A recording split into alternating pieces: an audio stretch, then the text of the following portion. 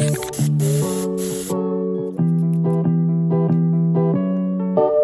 this video, we'll be making the 303rd Grunt Trooper from a 1/6 body, a cup of resin, and a jumpsuit.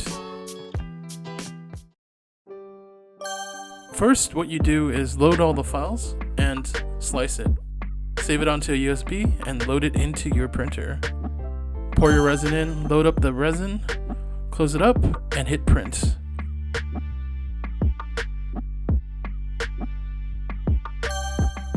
Take off the prints, wash them up, cut off the supports, cure them in UV light. Sand up the prints, make sure you get rid of all the printing lines.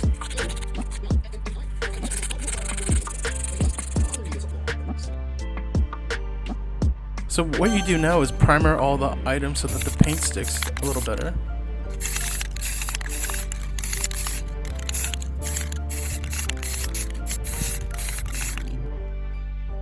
After primer comes the base coat. There's a video that I did that talks about what color I use for the white.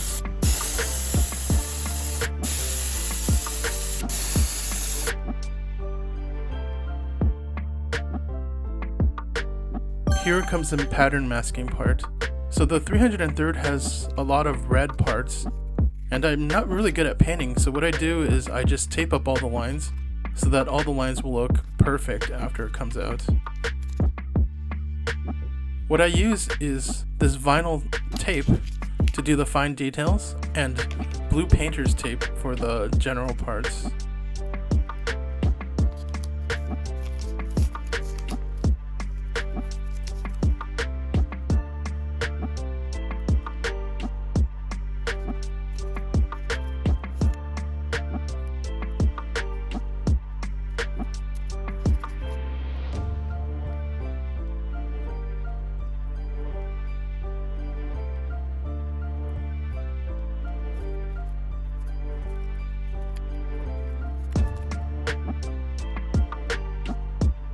Once you finish with the masking, the next part is to paint on the other color. In this case, it's like this sunburnt red color for the 303rd.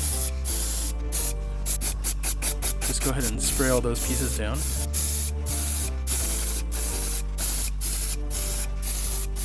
And once you're done with that, you go into the unmasking. This is where you take off all the masking you just put on, and you get a good idea of what the parts look like afterwards. Sometimes you might need to actually touch up the paint afterwards.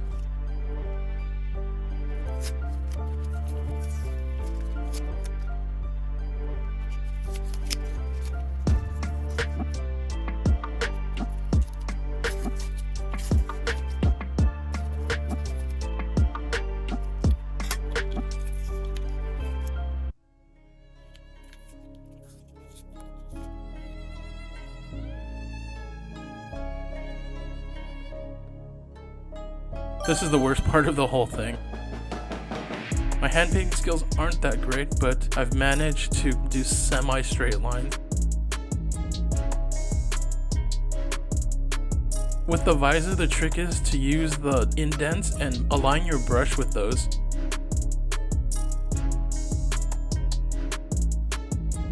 Make sure you thin your paints so that it doesn't run or leave marks.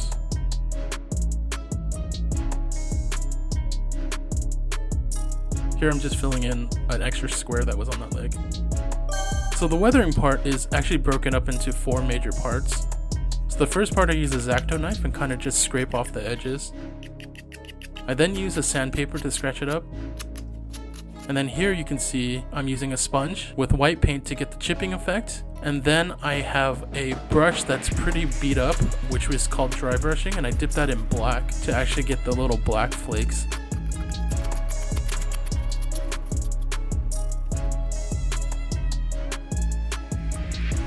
I do this process on all the different pieces.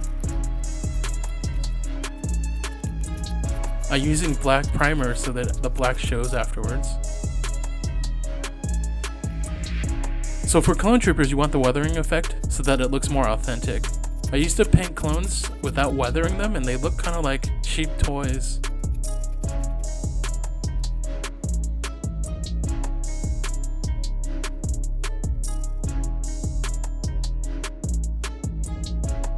After you weather, you're down to the final stretch, which is the assembly.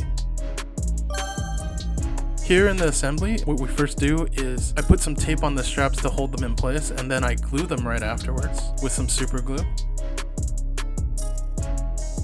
And then I do that to both the back and the front of the chest. So here's some tape here. Tape both sides. Align the chest and then push down the tape so that you get it in the right spot, and then glue them down.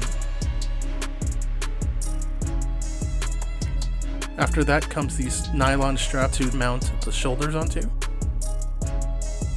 So I first tape them on, and then I glue them in place, and then I mount the shoulders in, and then I glue those in place.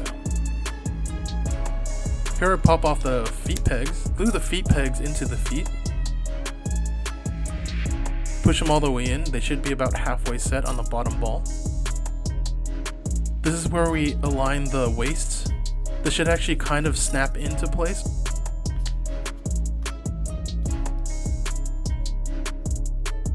I just tape it just in case. Glue down the belts.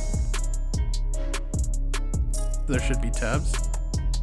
Final assembly, putting on the chest, the biceps, the elbows, the forearm, and then same with the other side.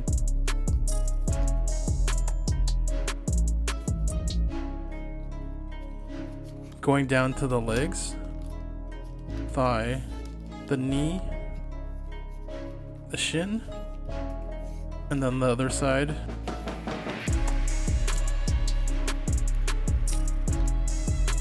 Now it's time to pop on the feet. There should be a little pop sound after you get in. Gluing on the hand plates onto the hands. Pushing those in. Thank you for watching. All of the items and parts used in this video are in the description.